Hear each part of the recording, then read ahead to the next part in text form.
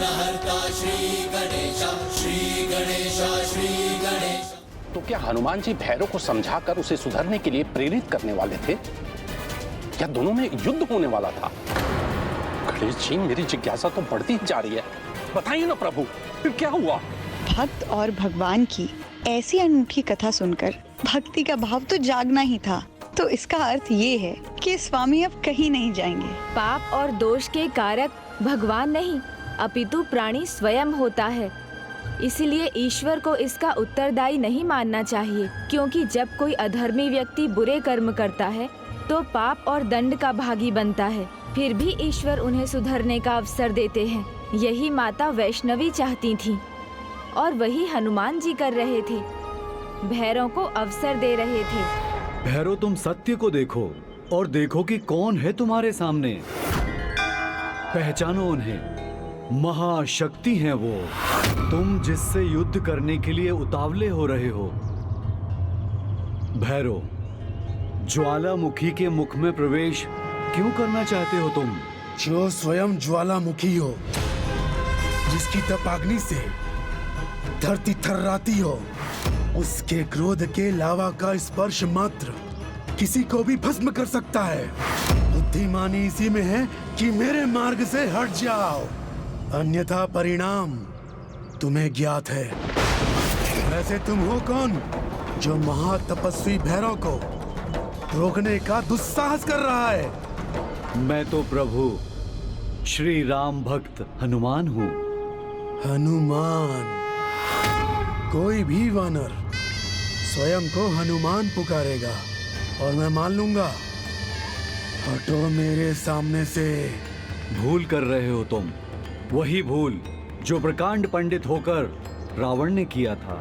अपना और अपने कुल का सर्वनाश कर बैठा रावण। इसलिए तुम सत्य को समझो और अपने भीतर के अहंकारी रावण को मिटाकर माता की दिव्यता को पहचानो। तुम उनकी शरण में जाओ, तुम्हारा उद्धार होगा। माता आदि शक्ति की स्वरूप है।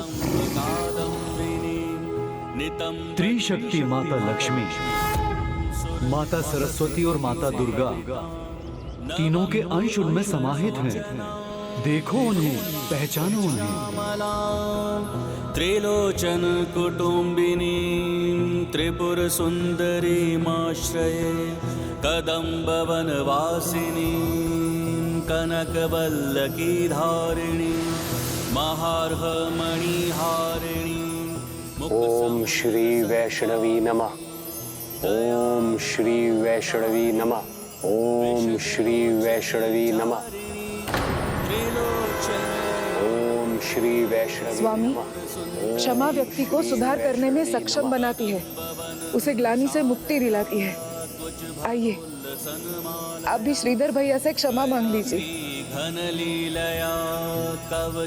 सत्य कहा आपने, किंतु आप अभी निकट जाकर श्रीधर की ध्यान समाधि भंग नहीं कर सकते।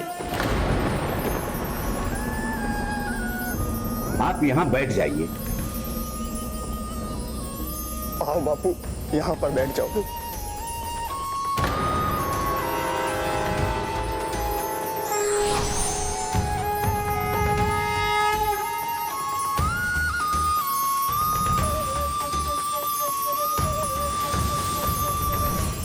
मैं तुम्हारी अद्भुत भक्ति देखकर भाव विभोर हूँ श्रीधर। भैरव, आशा है कि तुम समझ गए होगे और अपनी भूल सुधार कर प्रायश्चित करना ही एकमात्र उपाय शेष है तुम्हारे लिए। सब समझ गया मैं। उचित है, फिर यहाँ तो मेरा कार्य संपन्न हुआ। संपन्न है, अलौकिक है, दैविक है। अब तक बस इतना ही समझा था मैंने, किंतु अब समझ में आया कि वो अति विशेष है। और जैसा आपने कहा, उससे तो लगता है सर्वोच्च शक्ति है ये, जिनकी शक्ति पर संसार आधारित है। और यदि वो सर्वोच्च शक्ति है, अति विशेष है, तब तो मुझे किसी भी अवस्था में पीछे नहीं हटना चाहिए। इन्हें अपने अधीन कर ही अपनी साधना संपन्न करनी चाहिए, क्योंकि इस शक्ति को अपने अधीन कर सिद्ध करूंगा अपनी साधना को। कोई मूर्ख ही होगा जो अब पीछे हटेगा। अब शक्ति को अपने अधीन कर ही वापस यहां से जाऊंगा। विनाश काले विपरीत बुद्धि। शक्ति के लालच ने तुम्हारी दृष्टि और बुद्धि दोनों हर लिए हैं। तुम्हारे सोचने समझने की शक्ति छीन ली है और ये समझ नहीं पा रहे हो तुम, जो माता के सामने शीश झुकाते हैं शक्ति का वरदान भी वही प्राप्त करते हैं, और जो अपने अहंकार का मुकुट पहनकर माता के सामने अधर्म के पथ पर बढ़ते हैं उनका अहंकारी शीश कट ही जाता है। कटना हो तो कट जाए, किंतु ये शीश किसी के आगे झुकेगा नहीं, न तुम्हारे आगे न तुम्हारी माता वैष्णो देवी के आगे। अहंकार सत्य को जान पाने की शक्ति को क्षीण कर देता है, शक्तिशाली को दुर्बल बना देता है और वो निरंतर स्वयं सर्वनाश की ओर बढ़ता जाता है।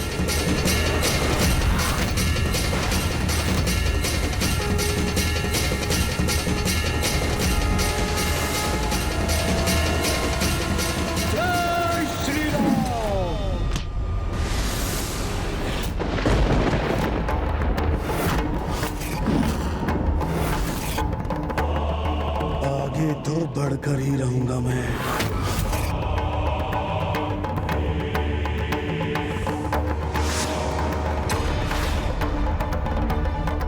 जय श्री राम।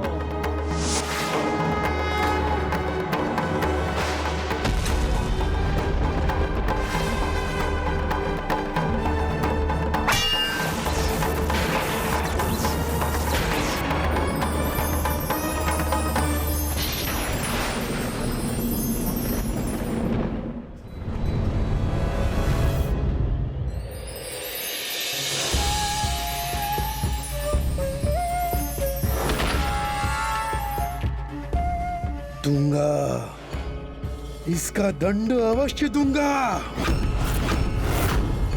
दंड के पात्र तो तुम बन रहे हो भैरव, किंतु उसकी आवश्यकता नहीं। तुम अभी भी दूसरा चुनाव कर सकते हो। माता की भक्ति में जो शक्ति है वो और कहीं नहीं।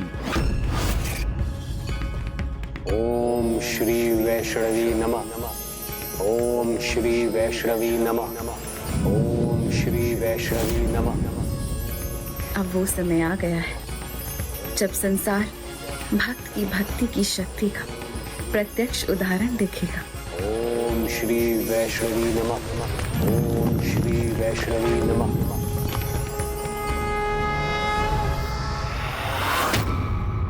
मैं अपना चुनाव कर चुका हूं, अब नहीं रुकूंगा मैं।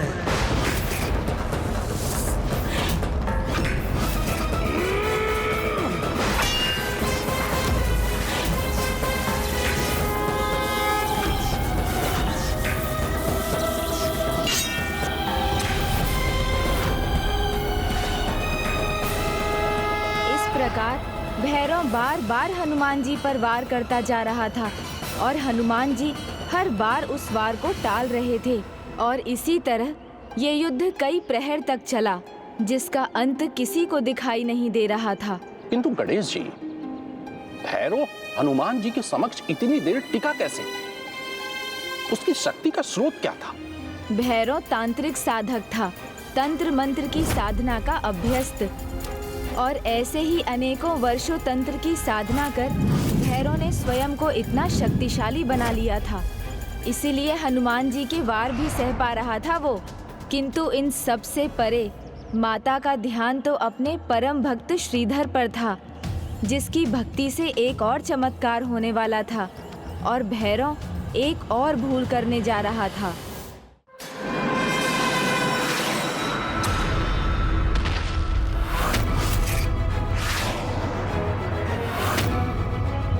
तुम क्या करने जा रहे हो वो भली भांति ज्ञात है मुझे, और उसका क्या उत्तर देना है वो भी मुझसे छिपा नहीं है।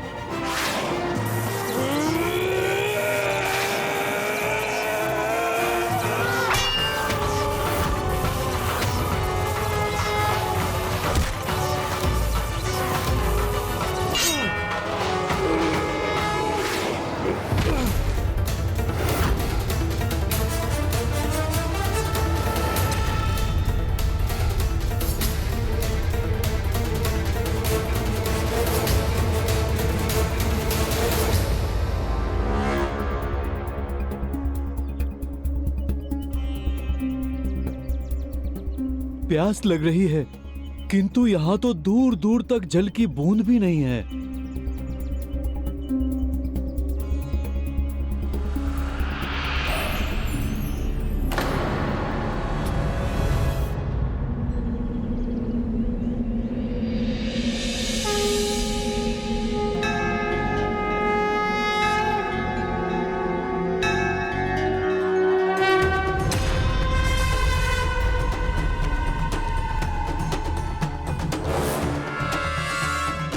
अब और प्रतीक्षा नहीं।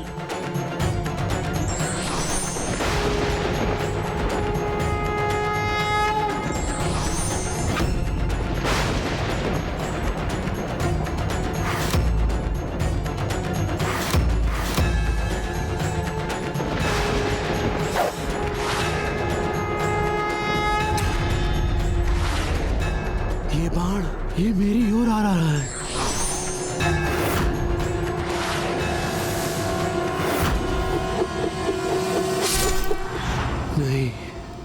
नहीं नहीं, ये मेरा भविष्य नहीं हो सकता।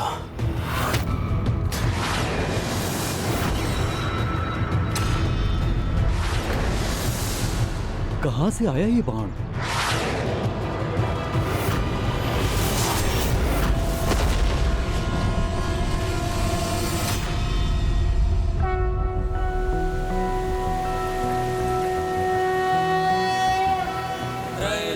पूजिते देवी कमले विष्णु बल्लभे यथा त्वमचल कृष्णे तथा भवमयी स्थिरा। अद्भुत है आपकी लीला माँ। भक्त को प्यास लगी थी तो माँ ने तो नदी ही बहा दी। किंतु गणेश जी, महाबली हनुमान तो उनके बल और दृढ़ता के लिए विख्यात हैं। कुछ ही क्षण का ये युद्ध उन्हें थका कैसे सकता था कि उन्हें प्यास लग गई? माता की लीला से कुछ भी संभव है। हनुमान जी का थकना एवं उनका प्यास लगना माता की लीला के लिए अनिवार्य था।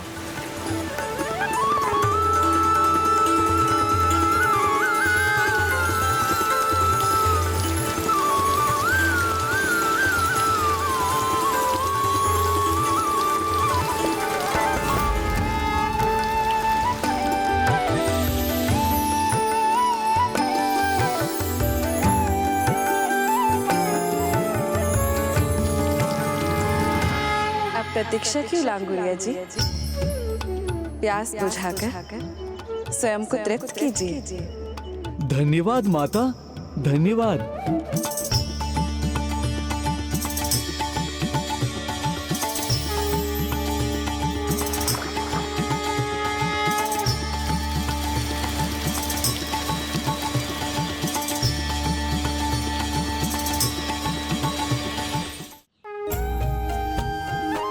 माता, इस नदी का बहाव तो आपके बहते केशों के समान है। भक्त के लिए इस नदी को उत्पन्न करने हेतु आपको कोटि कोटि धन्यवाद माता। ये नदी आपकी ममता का प्रमाण है। इस नदी को बाल गंगा के नाम से पुकारा जाएगा। बाल गंगा के नाम से पुकारा जाएगा, या बाण के कारण उत्पन्न होने के कारण ये जगत में बाण गंगा के नाम से विख्यात होगी। इतना ही नहीं, महाबली हनुमान की प्यास संसार के सभी भक्तों की भक्ति की प्यास का प्रतीक है, और उन्हें तृप्त करना मेरा कर्तव्य है। अपितु जो भक्त श्रद्धा से इसमें डुबकी लगाएगा उसके सभी पाप मिट जाएंगे।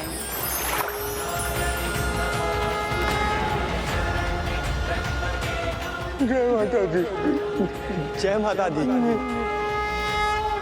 जय माता रानी की, जय माता रानी की, जय माता रानी की, जय माता रानी की, जय माता रानी की।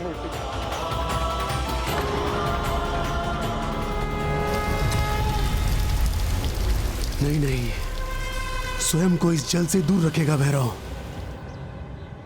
माता का आशीर्वाद तो वही पाता है जो उसे पाना चाहता है। ये दोनों ही अपने पथ पर अडिग हैं माँ, किंतु माँ, पृथ्वी और आकाश का भेद है दोनों में। एक ओर भक्ति के सागर में डूबा श्रीधर है, तो दूसरी ओर ये भैरव, ये अडिग है कुपथ पर चलने के लिए, जिसके कारण ये अपना सर्वस्व नाश करने जा रहा है।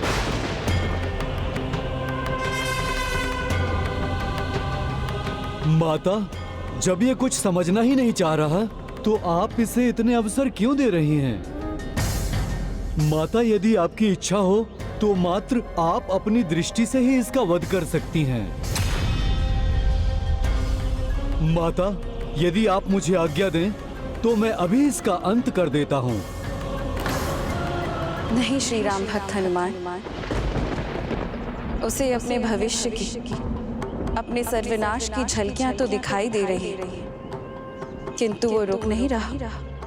अर्थात उसका अंत निकट है, किंतु अभी भी उसके पापों की गागर भरी नहीं है।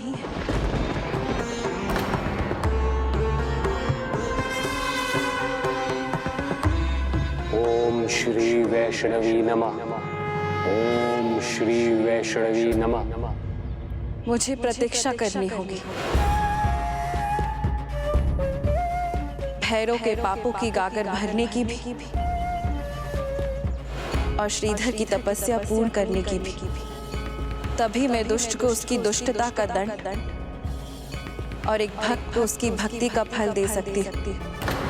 इसलिए इस माँ का कठिन कर्तव्य है अपनी प्रतीक्षा के अंत तक एक को उद्दंडता करते देखना और दूसरे को घोर तपस्या करते। और जब तक वो दिन नहीं आता, तब तक मैं स्वयं अपने आराध्य श्री राम की तपस्या में लीन रहूंगी। तब तक आप भैरव को रोक लेंगे ना हनुमान जी? अवश्य माता, आपका आदेश ही तो मेरा कर्तव्य है। आप निश्चिंत होकर तपस्या कीजिए। मैं भैरव को आपके निकट नहीं पहुंचने दूंगा, उसे तो मैं रोक कर रखूंगा। धन्यवाद श्री राम भक्त हनुमान जी, किंतु ऐसा तभी तक संभव है जब तक उसका विनाश काल नहीं आ जाता। जैसे ही वो आगे बढ़ सकेगा, समझ जाइएगा कि उसका अंत काल आ गया है।